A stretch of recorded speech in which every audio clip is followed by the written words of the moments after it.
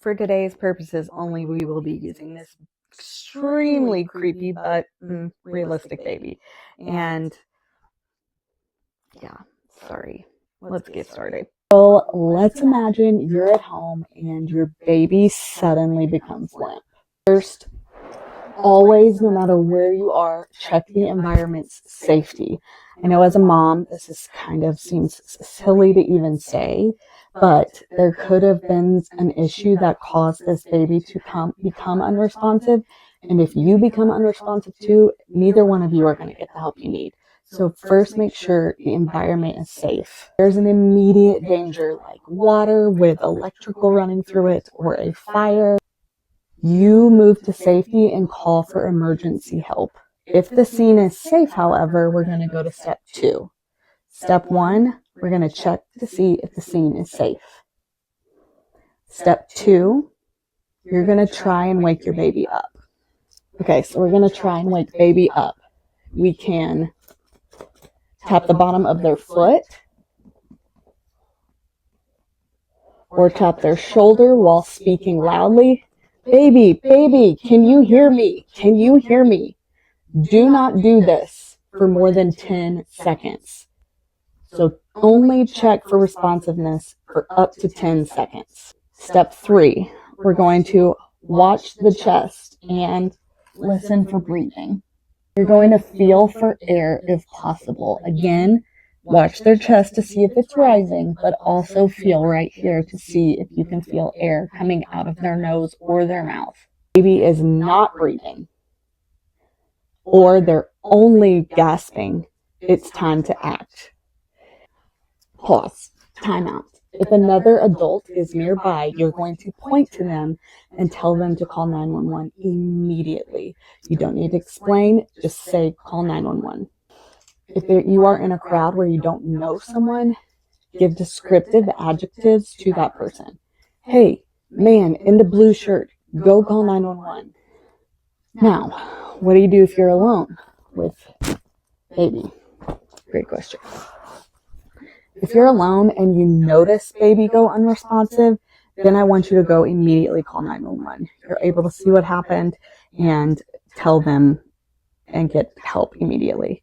If you did not notice baby go limp, let's say you go in their room from a nap and they're unresponsive, at that point I want you to do 2 minutes of CPR. So if you witness the unresponsiveness, go call 911. If you don't witness the unresponsiveness, 2 minutes of CPR, then call 911.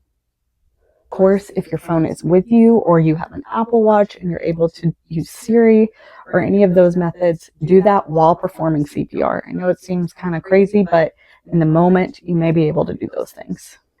Now, let's talk about chest compressions.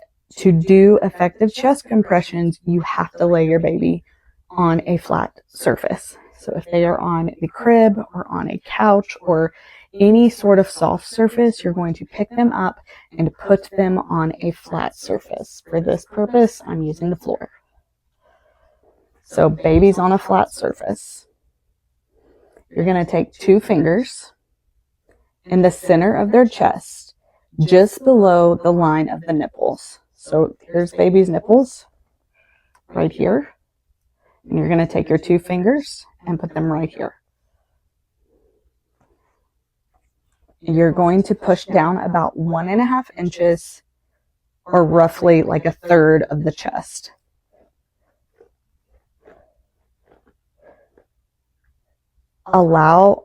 You see the baby's chest recoiling. It's coming all the way back to the top. This is extremely important, and we want the baby's chest to recoil each time,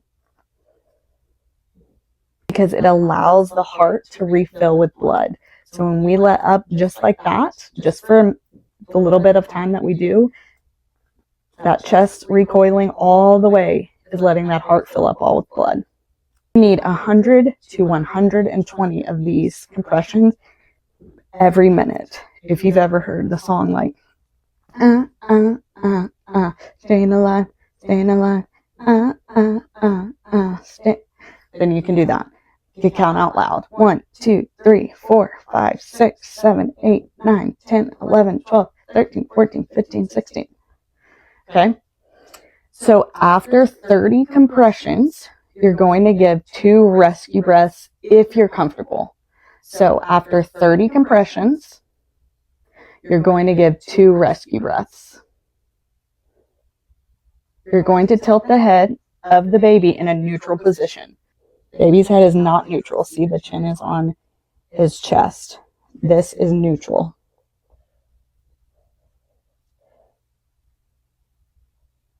You're going to tilt the baby's head back in the neutral position. You can see their little trachea right here. The head too far back, you can see you've extended their neck too far. So just in a neutral, straight line position. Cover both the baby's mouth and their nose to create a seal. 1 gentle breath over 1 second. 1, 2, and then 1, 2, 3, 4, 5, 6, 7, 8, 9, 10, 11, 12, 13, 14, 15, 16, 17, 18, 19, 20, 22, 23, 24, 25, 26, 27, 28, 29, 30. 1, 2, 1, 2, 3, 4, 5, 6, 7, 8, 9, 10, 11, 12, 13, 14, 15, 16, 17, 18, 19, 20, 21, 22, 23, 24, 25, 26, 27, 29, 30. 1 breath, 2 breath. You're going to keep doing that cycle of 30 compressions and 2 breaths until an AED or emergency help arrives.